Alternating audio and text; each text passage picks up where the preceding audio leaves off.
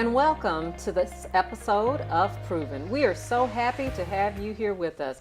We have another one of our proven experts who's a mastery in their field of interest, in their industry, and they're going to share wisdom and insight with you. The whole goal is that you become proven too by grabbing hold of the wisdom and insight that they share that you can apply to your lives. So help me welcome to the show today, RachelProctor. Hello, Rachel. How are you today? I'm great, drRenee. How are you? Oh, I'm so great. And I'm so excited about having you here on the show. You are one of those young women that has really emerged as a great success. And, you know, proven individuals are those that have the experience, that have found the success, and that have risen as icons in the community. And you certainly fit that description. Wow. Because as a young woman, you have accomplished a lot. You know, Rachel, you are a property management owner. You and your family own a daycare. But this is the thing that really gets me. She has stepped into the political arena at a young age and serves as mayor pro tem for the city of DeSoto, Texas. That's and right. so, you know, it's a lot there.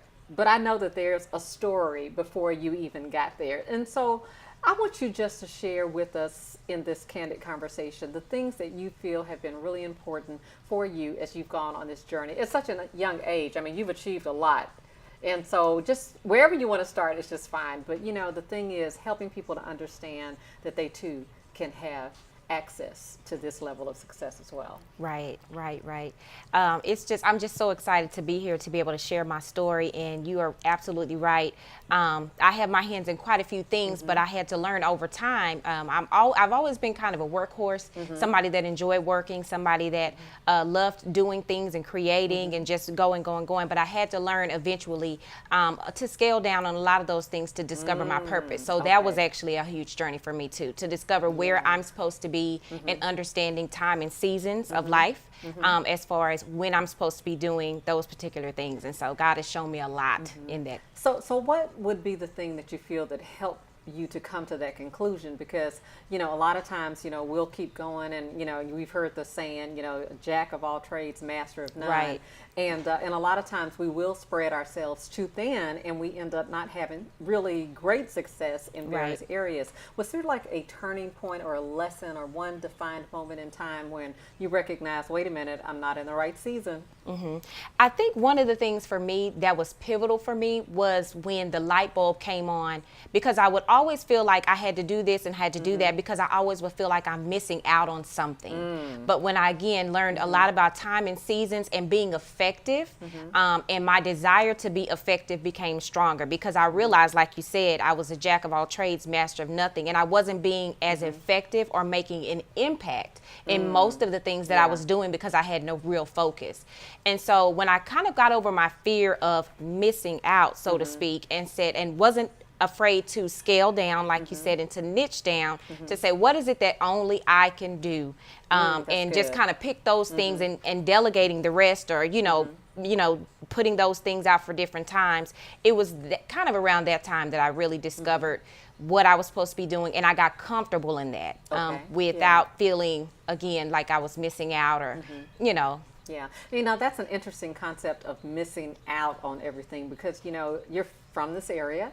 You grew up in the area. Your family were entrepreneurs in the area as well. That's right. And I can imagine that it was a bit overwhelming feeling like, okay, I've got to do everything. My parents did everything. I've got to step into their shoes. You know, I've got to, you know, be like them in so many words. But finding exactly what it is that you were purposed to do was something that I think that you identified, and from there you've been just kind of going forward. So was part of that purpose the political arena? I mean, how did that kind of come about? A lot of my purpose, and I don't necessarily refer to myself or look at myself as a politician. However, we know theoretically you are that I am. But I really have always been somebody who has loved to serve my community, however that is, loved to serve people. And I think with becoming an elected official, it allowed me a unique opportunity to access and inspire, and not even necessarily in a faith-based manner, but to inspire and to be able to help and to motivate those people in my community to help make our community a better place. And so it allowed me that influence to be able to meet individuals and go throughout the community. Even when I was running for re-election, I had a chance to even go into people's homes and sit at their table and figure out what was on their hearts and their minds. Some people, their home was all they had, and so they had real fears, real concerns about the future of the community. And so I believe that there's some change that you only are able to make when you get a seat at the table. Oh, that's and so good. that was one of the driving forces that really pushed me into that arena. Wow. So now you're at the table and you're having the opportunity to represent the community. Were there negative experiences that you went through in earning that seat at the table? Because I know the political arena, people will always talk about, you need to do that next, but people cautiously enter into that arena because they realize it's going to be a great sacrifice, that it's really going to cost them a lot. And not only that, their life is going to be exposed in a whole different way. Right. There were some challenges. There were some fears. There was some opposition. I've actually been on city council for 5 years now at the time of this taping. I've been there for 5 years. And, even in the beginning and just when I started out, even just serving on some of the boards and I wasn't on city council, our community looked a lot different than it does now. And so there were individuals and there were people there that probably felt like I wasn't the most qualified, looking at my age or looking at where they thought I came from, or prejudging me before they got a chance to actually experience me and know who I was. And so I had a lot of opposition in that area too. And I had a lot of opposition, and I always tell people, and it's so funny to me now, I can laugh about it now, but back then, even with my natural hair, you can't see it today, but I have natural hair, and so I wear it in a natural style. And so one of the things that individuals would tell me, certain individuals and individuals that I actually looked up to, they said, you should straighten your hair out because people aren't going to vote for you with natural hair. Wow. They actually said that to you and thought that it was going to affect the outcome of your race. Right. And I because I respected them so much, I actually took that advice and I straightened out my hair and I got a perm on my hair. And my hair ended up falling out because I hadn't had a perm in forever. And so ended up having to start all over. And then it was again when the light bulb came off. Who are they, or who are people to tell me that it's not okay to wear my hair the way that it grows out of my scalp naturally? Who am I to allow somebody to influence me in that manner? And at this point, I've not seen any issues with my natural hair because that particular election, I won with 80% of the vote. Wow. You go, girl. Look, that's what I'm talking about. So wow. Being your authentic self is so important. And I know that society dictates to us that we must conform. Right. And that we must comply with whatever that expectation it is. So as you went through that first election and you're dealing with, of all things, natural hair, you wouldn't think that would be a big deal, but I guess according to the corporate culture, that it wasn't accepted. But I would think that for the community that you serve, that it might be an identifiable factor. And apparently it didn't matter about that because you have a beautiful spirit on the inside. And if you showed up knocking at my door running for vote, I'd be like, oh, she's really sweet. But you had platforms, so it was deeper than just your external. You knew what you wanted to do for your community. You listened to the citizens, and I think that speaks volumes, and it's gotten you reelected, and I think that's such a blessing. But some people are so narrow-minded, Absolutely. And for you to overcome that and to overcome it with such victory is just absolutely amazing. So what would you say to the person that might feel as though people are saying things to them and it's just stripping away their identity further? What would you say to somebody about reaching in and getting the courage? Because you said it affected you, you straightened your hair, so you gave in a little bit. So what would you say to somebody going through that right now? I would say to the person that's struggling with that right now, maybe experiencing that, people are going to talk about you whether you're doing good or whether you're doing bad. Yes, they will. They're going to do it anyway. I've learned that. Okay. Like, it doesn't matter how much good you do. It doesn't matter how you're affecting positive change. People are always going to have an opinion. But I've learned that there is so much freedom when you get free from people's opinion. When you know you're doing whatever God called you to do and whatever he equipped you to do, then you have to take peace in that. And no matter what anybody says, again, because if you allow what people say to stop you, then you will never go forward, because there will always be somebody that has something to say. But as long as you know that you are going and you are in the will of God with it, with whatever it is that you're doing, then you don't have anything to worry about. Okay, so let's go back just a little bit, because obviously you have a strong foundation. So what was in your foundation that no matter what you've faced along the way, or even now, because I know in the seat that you sit in now that you still face opposition, that just kind of comes along with what it is that you do, and you're an entrepreneur as well, so there's always going to be challenges in business. What was the part of the foundation of your life that really gave you the confidence and the courage to even step out in the first place? Well, I think I actually am a preacher's kid. I'm a PK. Okay, you're PK. So I Look grew at that. up, Okay. so I kind of grew up, and it was almost, you know, I had no choice. I have pictures of myself and my dad when I'm literally in the pulpit with him with a bottle. Like, it's literally been all I've known all my entire life. I literally grew up in the church. Okay. So it's those things, and I think when we're growing up and when we're kids and when we're teenagers, we kind of dismiss a lot of the things that our parents are intrinsically teaching us about faith and about how to navigate life and how to navigate challenges. And I think it wasn't until around the time when I really went to college and I really couldn't, I guess, kind of lean on, or didn't have mom and dad just there directly to guide me or to, you know, to instruct me on what I needed to be doing. I had to start pulling from within, regardless if I was expressing it that way or not. I realized now that's what I was doing. And so a lot of the lessons that I had dismissed had actually taken root. Wow. And I was able to reach and grab a lot of the things that my dad had shown me, things that my mom had shown me, again, when facing opposition and just kind of facing challenges, how to have that blind faith as far as trusting God, like no matter what. And a lot of those lessons were already there. Those seeds were sown already. I'll put it that way. So they really are listening when we're giving them that wisdom and insight. We are. We're really, And so the thing of it is that, you know, it's amazing to come to that awareness and to really see that, guess what, I have what it takes, and I don't have to lean on anybody. I myself have that strong foundation, and I can move forward. And so we see the fruit of your labor now in what it is that you are doing. And it just speaks volumes, you know. Now, do you consider yourself to be successful? I mean, have you plateaued, or, you know, what's on the horizon? Because you're a young woman, you got a lot of years left. You know, I tell older people, though, you still got a lot of years left, you know, because I know one of my mantras that I live by is that when I leave this world, I want to leave this world empty. I want to have given everything that I possibly can, and certainly in the servant leadership that you are in. Do you see that being a part of maybe your journey as you matriculate into greater wisdom and maturity? Absolutely. Like I told you, God had been dealing with me strongly about time and seasons, and knowing when my season for certain things was up, and knowing when it's time to move into a new season. And so as far as things that I see that are on the horizon possibly, God has really been placing mentorship on my heart in regards to, a lot of times we can get so full with lessons and wisdom and people pouring into us that we start to spill over, and it's really not going anywhere. So God was showing me that, okay, now you've gotten what you need to develop into who you are. Now it's time for you to give some of what you have to other women.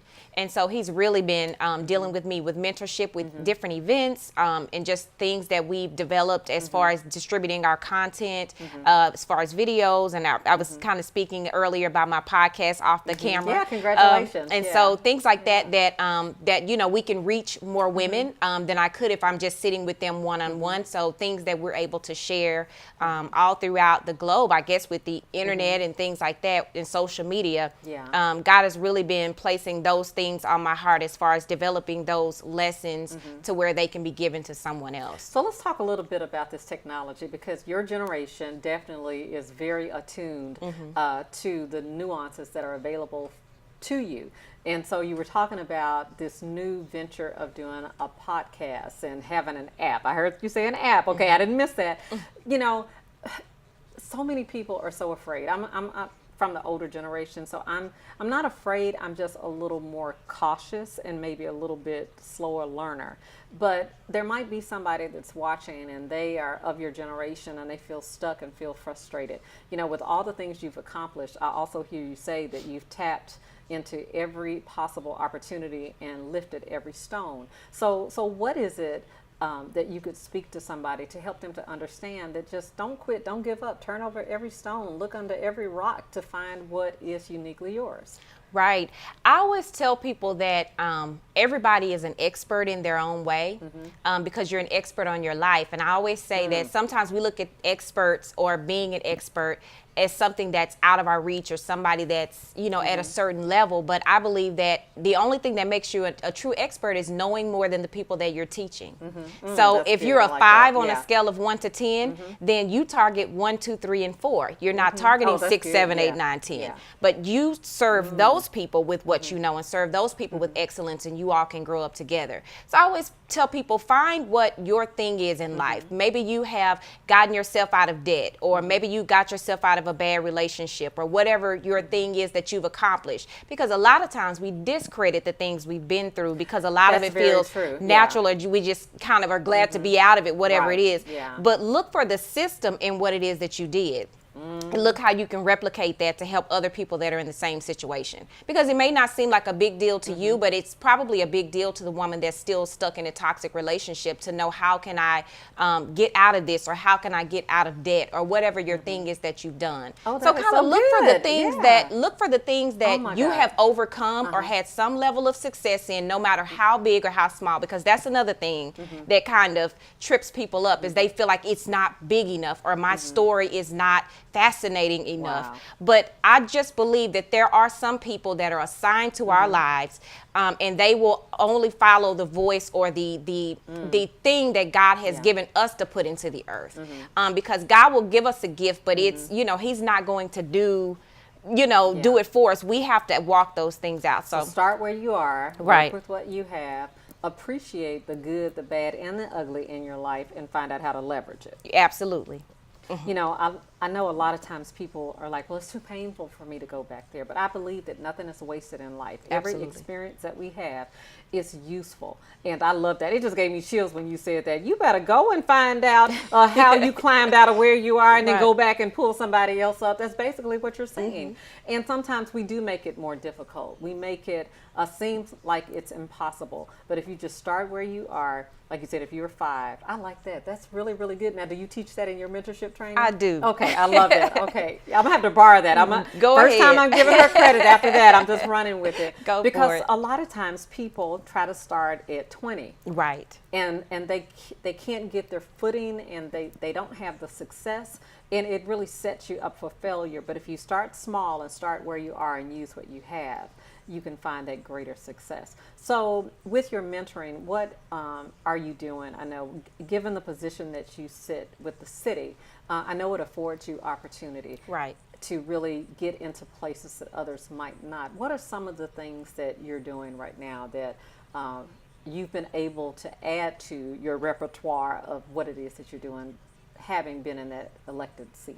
Well, I think, again, one of my focuses with the mentoring is women, but women of all ages. So being in the community and having graduated from DeSoto High School, which is the community that I serve and lead, it's afforded me the opportunity to even talk to our younger women, those young ladies that are in middle school, those young ladies that are in high school, and have the opportunity to sow seeds into them, or give them opportunities, or show them how they can do this, or how they can start a business, or how they can start a nonprofit using the things that they've been through. Because you would be so surprised, or maybe not, the things that our young people go through. The things that our young people are going through, and things that they have experienced even at a young age, and they're trying to find an outlet to just express themselves at this point, and express what they've gone through.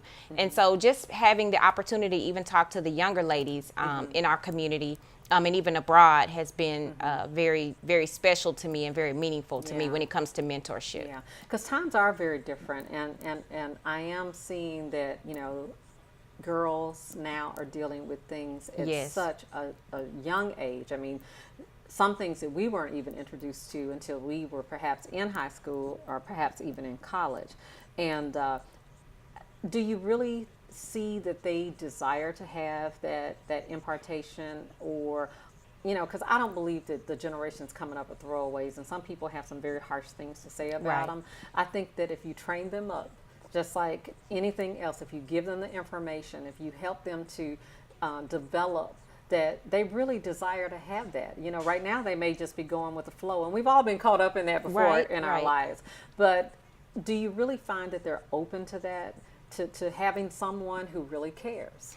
Absolutely. I think that's what they're crying out for. A lot of times when we see things that is probably negative behavior, a lot of times it's just them crying out and really not knowing how to express that, nobody cares, or that's what they're feeling. And a lot of the people that are saying the negative things that are older forget that they were once that age, Oh, and yeah, people were probably right. saying the same things about their generation. They were. You Yeah. know what? Every generation has something to say about the lack thereof of those coming up behind them.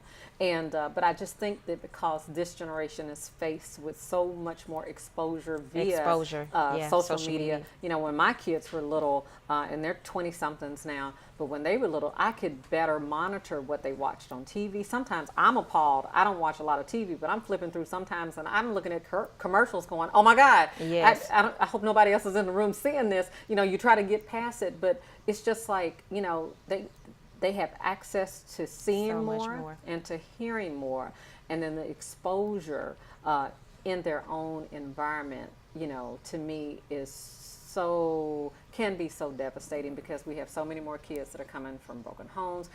You and your family own a Christian Learning Center, and I know for us with our Learning Academy that we're seeing younger kids at a younger age come in with so many more problems, carrying Right. the burden and saying things to us at 4 years old, like my mom doesn't have money, my dad doesn't have money, things that typically Right. parents previously would not have burdened their kids with, and so they're acting out. And so I thank God that He's put you in a place to where you can reach back and pull up. Now, for your peers in your generation, are you finding that they have the same kind of heart to serve in the community, or are they kind of? Because I know when I was coming up, a lot of my friends were like, "Girl, I'm all in it for the career," and I was for a long time too, until I finally came to the resolve that I cannot get away from this serving my community and people. I have a love and a passion for that. So it kind of shifted my pursuit of the career and all of that. So do you see that with your peers, or? I do, not making an absolute statement, but what I do see a lot of is that you see a lot of people that have, before they're connected or identify with a political party or anything like that, people identify with issues. And so a lot of my peers that I've seen are now identifying with issues that they're passionate about and taking action on them, again, because it's easier now than ever to communicate and to get your message out and to build a platform around those things that are important to you. So I definitely see a lot of my peers taking advantage of what we have now to be able to get those platforms built up. That's really good to hear, and I always like to have that conversation with younger generations, because I view the next generations coming up as being our emerging leaders. And I believe that if we train them right, that they can take good care of us. Okay, I might have a ulterior motive, but you're our next world leaders, you're our next city leaders, our next educators, doctors, professionals, faith-based individuals who will carry the torch. And so the impartation into those generations coming up is something that I'm even more passionate about now, the more mature I get, I'll use that word, okay? Because I just think it's so important that we begin to bridge the gap and have those conversations and really collaborate together, because we're the ones that will make the impact on the world in which we live in. Right. And so I applaud you for taking, the interest in your community, graduating, from the high school and stepping right into community work, because sometimes you can be in your community and people won't honor you and give you the respect. And so I say, congratulations to you, because it takes a lot of courage, but it also speaks volumes about your integrity. So as you move forward, what do you think is really next for you? What is it that is going to be the big leap? I know you're working on the podcast and the app and all of that, but I know that you got to be reaching in the future for some really big leaps, because if you're making an impact here, I know that you've thought about the greater impact that you could make. Well, while I can't share everything on camera, I think one of the things, though, again, that God has really been dealing with me on and moving me into is a greater presence in ministry. Okay. As far as what I can do there and the impact that I can make there. So I'll leave it at that. Okay. But God Okay. has really been moving me into that area. Not that what I do now is not a form of ministry, Right. but really Yeah. kind of moving me over into that again, understanding time and seasons, and when a new season, when you're kind of on the horizon with something new, Yeah. God has really been showing me that. Okay, and you know, with you being a PK, it's kind of hard to get away from doing anything faith-based. You know, PKs try to run all the time, but they really don't get too far. You know, how has that been, being a PK and moving forward as forcefully as you have been? I mean, again, because I know that comes with persecution. Yeah, how have you managed that in life as well? Political arena, you got a lot going on, girl, with the political arena and then even being a PK. With being a PK, I think again, kind of reaching back, it actually was a phenomenal training ground for me. Yeah. In order to be able to navigate effectively through a lot of the challenges that I encounter now. It was actually a very good training ground for me, and I again didn't realize it back then. Of course. But a lot of things, a lot of the lessons I've learned, a lot of the skills I developed, a lot of the gifts that I use now, especially with public speaking, things like that, my musical inclinations, things like that were developed in the church, and as a result of my being active and involved there first. And so it's really been a place where I was able to develop and blossom in a non-judgmental environment, at least that I didn't hear. Yeah, you didn't know it I didn't hear at the time. it. But you know, enough for me to be able to do what I do and to learn and to grow into those particular gifts. So Okay, so you kind of said you had a little bit of music ability. Talk about that for a second. I didn't know that about you. So growing up, I actually played the drum set. Like I think I started playing when I was about 9 years old. My brother played, and so I wanted to play the drums as well. But I also do sing. I actually was a part of a gospel group for probably maybe 6, 7, 8 years, and we actually did a whole lot during our time that we were together. We were on Bobby Jones. We traveled a lot. We went all over the place, and so I do that too. Okay, so musically, have you used any of that in the other things that you do now? I mean, do you integrate that in any kind of way? I mean, I'm always interested to see how life fits together. So do you pull from any of that in anything that you do? I pull from it. It allowed me to serve in ministry, and as far as on the praise and worship team, allowed me to do those particular things. I think more so now with the singing gift, again, it was one of those places where I was able to express my creativity and who I was, and just kind of not getting rid of fear. And so it's overcoming fear. It really helped me to do that, because I was one that wouldn't say 2 words. Believe it or not, I was that way in church. Yeah, if I had to say a speech, I cried. Yeah. If I played the piano, the flute, I was okay. But if I had to say a word, even when I go back now, and I'm 56 years old, the living members of our church will say, "It's amazing that you a minister, because you would just cry whenever you said your Easter speech." I'm like, "Thank you, ma'am, but I've overcome that." So so it was one of those things that really gave me confidence, or allowed me to build up my confidence. And so I guess kind of the transferable things out of that time, as far as singing, and I sing every now and then, but not as much as I used to. But it was really those things that helped to build my confidence and help me to come out of that shell, because I'm very introverted naturally. So I have to work at a lot of the things that people think I do effortlessly. It's because I've worked at it and put myself in environments that force me and challenge me to grow in those areas. Wow, that's good. And you've had to just push yourself and persevere through that. Do you have people that you're connected to that really help to push you in the right direction? Absolutely. I have several people that I look to as spiritual advisors, of course, my pastor being one, but individuals that I look at as spiritual mothers, or just people that I can go to. I have what I call my board of directors, because I believe that no one person can give you everything that you would need as far as advice or wisdom. And so I have that person that if I'm having a business issue, I know I can call her up, and she's got, she's there to lift me up out of it, or tell me, "Hey, have you thought about this? Have you thought about that?" Spiritually and ministry, I have those people that I can call. So it's so important that you figure out who those people are, or pray for God to put those people in your life and reveal them to you, because there's wisdom in wise counsel. And so it's so important to have those people. Wow. And that's the board of directors for your life. For my life, For yes. her life, okay? Don't Not a miss- corporate yeah. board of directors. We're not doing it like that.